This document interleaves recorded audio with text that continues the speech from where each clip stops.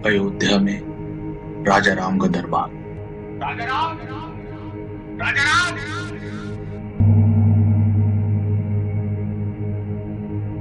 एक बूढ़ा ब्राह्मण अपने पुत्र को गोद में लिए लड़खड़ाता हुआ सिंहासन की ओर बढ़ा रहा था। राजा राम, आपने मेरे पुत्र को मार डाला। अयोध्या का दरबार स्तब्ध रह गया। ऐसा लग रहा था जैसे लोगों का शोर उसे निकल जाएगा। क्रोध, दुविधा, भय, घबराहट। यह पहला अवसर नहीं था जब किसी ब्राह्मण ने क्षत्रिय पर आरोप लगाया था, किंतु राम, वे सूर्यवंशी राम, जिन्होंने अपने पिता का वचन निभाने के लिए 14 वर्ष का वनवास काटा था, वे राम जिन्होंने अब अपने लोगों के लिए ही सीता को वनवास दे दिया था। हत्यारा। राम ने ब्राह्मण को प्रणाम किया तो ऋषि वशिष्ठ की त्योरियां चढ़ गई। क्या आपको अपने शब्दों में अशुद्धता का पुट सुनाई दे रहा है? क्या आपको मेरे शब्दों में नृशंसता का पुट सुनाई दे रहा है? अयोध्या के राजा ने मेरे पुत्र की हत्या की है, मेरे एकमात्र पुत्र की हत्या। राम ब्राह्मण के वृद्ध चेहरे को देख रहे थे। आपकी आंखें, हे ब्राह्मण, आपकी आंखों में कितना खालीपन है। आपकी पीड़ा ने आपको भाव विहीन कर दिया है, परंतु मैं आपके पुत्र से पहले कभी नहीं मिला। क्या आपको विश्वास है कि मैंने ही आपके पुत्र की हत्या की है? निसंदेह मेरा पुत्र बिल्कुल स्वस्थ था, परंतु आज सुबह वह अचानक गिरा और उसकी मृत्यु हो गई। गिर पड़ा? राम ने कहा। तो आप मुझे दोष क्यों दे रहे हैं? मुझे देखिए और मेरे पुत्र को देखिए। वह युवावस्था में ही मर गया, जबकि मैं अब तक जीवित हूं। यह विसंगति क्यों? प्रकृति के नियमों में यह उलटफेर क्यों हुआ है कि युवक की मृत्यु गई और एक वृद्ध जीवित है? इस तरह का अत्याचार तभी होता है जब राजा से कोई भूल हो जाती है। आपने स्वयं कोई पाप किया है अथवा आप राज्य में किसी अन्य व्यक्ति को पाप करने से रोकने में असमर्थ रहे हैं? आप सम्राट हैं और आपकी सक्रियता और निष्क्रियता दोनों का प्रजा पर प्रभाव पड़ता है। हमारे आसपास की हर वस्तु प्रभावित होती है, इसलिए मैं आपको दोष दे रहा हूं।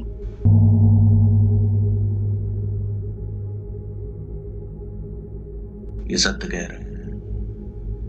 वशिष्ठ ने सहमति व्यक्त की। ऐसी घटना का कारण शासक ही होता है, परंतु राम निंदा से परे है या किसी अन्य व्यक्ति के कर्म का प्रभाव है। पता लगाओ। राजा ने अपने सैनिकों को आज्ञा दी। पता लगाओ किस कारण से इस बालक की मृत्यु हुई है। गुप्तचर भेजे गए, पूछताछ हुई। राजा के अनुचर हर दिशा में दौड़ पड़े और जल्द ही उनमें से एक भय से कांपता हुआ लौट आया। महाराज, इसका कारण शंभूक है। शंभूक? एक शूद्र वह वेदों का जाप कर रहा है।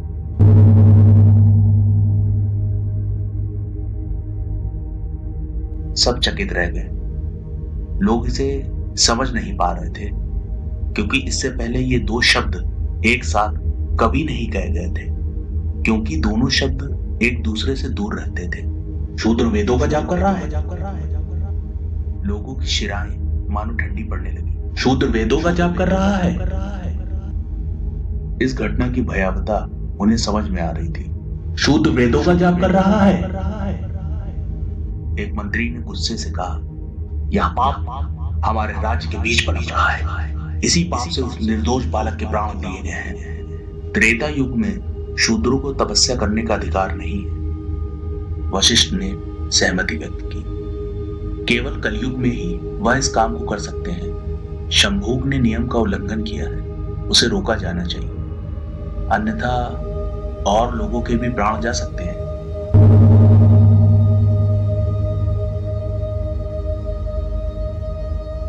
अपवित्र कार्य। शेष लोग दांत पीस रहे थे। एक शूद्र के कृत्य के चलते ब्राह्मण की मृत्यु हुई है। अब ना जाने और कौन कौन से अपशगुन हमें कष्ट देंगे। मृत्यु, मृत्यु, मृत्यु। दरबार में केवल यही शब्द गूंज रहे थे। उस शूद्र को मृत्यु दंड मिलना चाहिए। राम अयोध्या का फैसला सुन रहे थे। मृत्यु, मृत्यु, मृत्यु। राम उठकर बाहर गए। वे शंभूक के पास पहुंचे तो उन्होंने देखा कि शंभूक एक पेड़ से उल्टा लटक कर वेदों का पाठ और तपस्या कर रहा था। राम के कानों में अयोध्या का स्वर गूंज रहा था, मृत्यु मृत्यु मृत्यु। शूद्र ने दूसरा मंत्र पढ़ना शुरू किया। तभी राम बोल पड़े, ठहरो।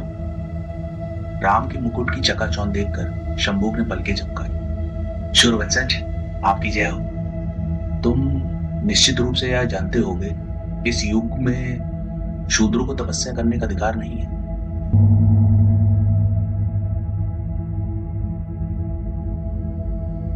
मैं जानता हूं, फिर भी मैंने नियम की उपेक्षा की है। मैं स्वर्ग पर विजय प्राप्त करना चाहता हूं और यही एकमात्र तरीका है जिससे मैं अपने लक्ष्य को प्राप्त कर सकता हूं। राम शंभूक के निकट पहुंच गए। अयोध्या का स्वर तेज होता जा रहा था, मृत्यु मृत्यु मृत्यु। शंभूक, यह विकल्प तुमने चुना है, किंतु इसका मूल्य किसी और को चुकाना पड़ रहा है। वाह ब्राह्मण पुत्र, आपके दास ने मुझे बताया। महाराज, क्या आप सचमुच यह मानते हैं कि मैं उसकी मृत्यु का कारण हूं? क्या दो लोगों का भाग्य इस सीमा तक जुड़ा हो सकता है? तुम्हारे इस कृत्य से मेरी प्रजा के लोग डरे हुए हैं और इससे मेरे राज्य को क्षति हो सकती है। राजा होने के नाते नियमों को लागू करना मेरा दायित्व है। एक की सनक अनेक के कल्याण से ऊपर नहीं हो सकती। क्या इसीलिए आपने अपनी पत्नी को राज्य से निर्वासित किया था?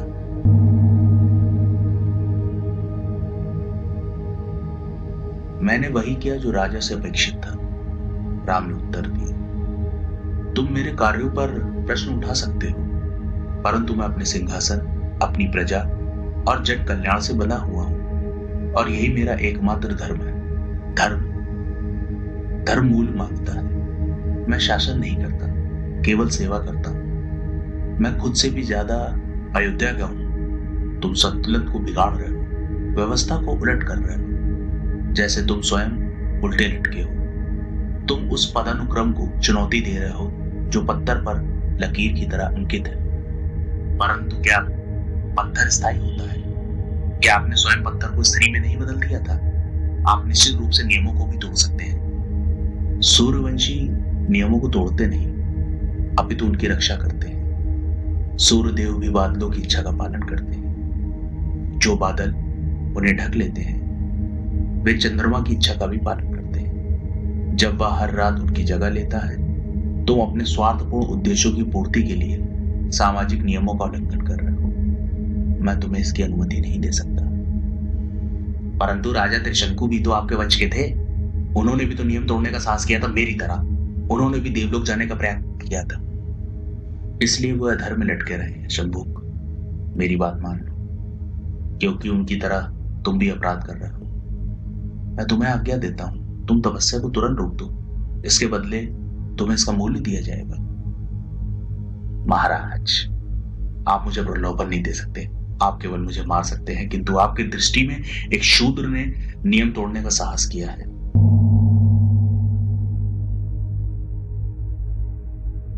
अयोध्या चीख रही थी, मृत्यु मृत्यु मृत्यु। शंभूक, तुम भूल कर रहे हो। तुम भूल रहे हो मैंने रावण को भी मारा था, जो आधा ब्राह्मण था। क्या तुम देख नहीं सकते कि तुम असुर बन गए हो, क्योंकि तुम्हारी महत्वाकांक्षा दूसरों के लिए संकट पैदा कर रही है। तुम एक ऐसा उदाहरण स्थापित कर रहे हो जिससे भविष्य में अराजकता फैल सकती है। मैं दूसरों की परवाह क्यों करूं जब उन्होंने मेरी परवाह की थी? अयोध्या का स्वर अब राम के कानों को जला रहा था, मृत्यु मृत्यु मृत्यु। तुम नहीं मानोगे, मैंने केवल एक विकल्प चुना है।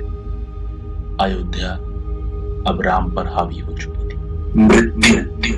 राजा राम ने अपनी तलवार निकाली और शंभूक का सर धड़ से अलग कर दिया।